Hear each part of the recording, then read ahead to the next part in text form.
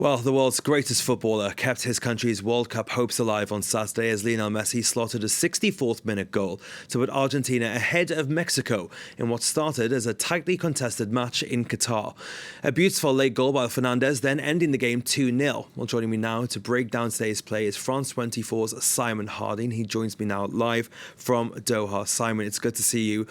Well, it took around an hour to end the deadlock. Certainly not a walk in the park for the Argentinians.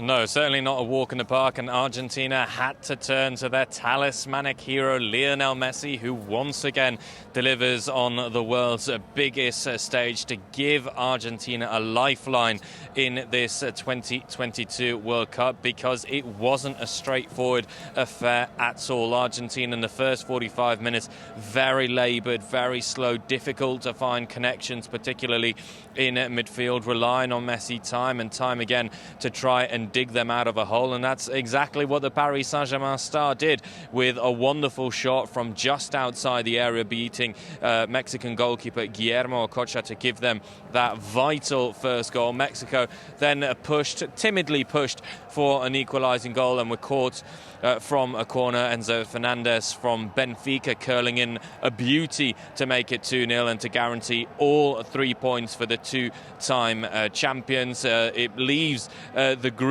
very much in the balance, Group C, which has Poland top of the group with 4 points, Argentina and Saudi Arabia both in joint second with 3, and Mexico now bottom with 1 point. It means that Mexico will have to beat Saudi Arabia in the final game of the group to hope to qualify, and Argentina will have to get at least a point off Poland and hope that other results go their way. Well, certainly coming down to the wire in that group. Let's talk about the other big game today, France defeating Denmark 2-1.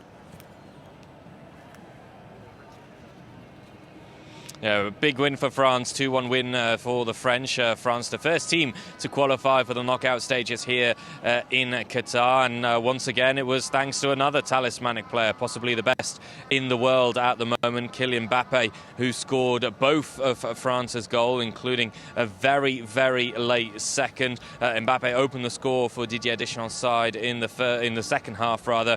And then after Denmark equalised, got the second goal for France. France, who had to come through this test against Denmark. It very much was a difficult test after strolling to a victory in the end against Australia. The Danes had beaten France in the Nations League a couple of times, so it wasn't a straightforward match at all, but certainly there will be a lot of positives for the defending champions to take from that performance. They can head into their final group game against Tunisia with a little bit more relaxed, a little bit more conscious of what they need to do. They can rotate their squad, so certainly France starting to show the real deal after a lot of doubt surrounding this team due to injuries and lack of form coming into the tournament.